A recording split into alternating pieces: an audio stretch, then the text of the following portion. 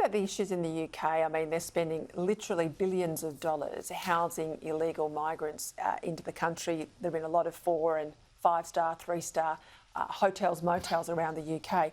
They wanted to move to a barge, which sort of reminds me of the prison hulks all those years ago. It's something like $28,000 a day for some of these. To house some of these people. And of course, they were 20-old men were about to be moved onto one of these floating barges. They've gone to court because they say they're scared of water and they won't be moved.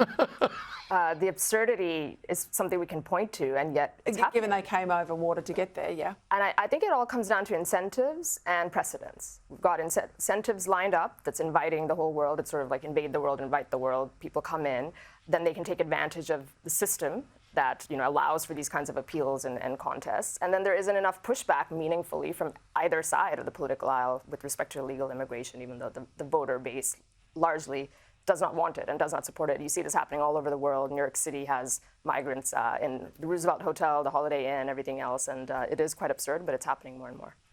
This is a real challenge for the West to get control of their borders, to assert their sovereignty, because most of these movements, as you know, Michael, are economic refugees, and good luck to them. Why wouldn't you want a better life?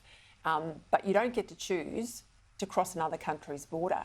There is a proper international law process. The Brits, as you know, Peter, largely voted for Brexit too. One of the major reasons was to avoid the European Court of Justice's impositions on the area of migration.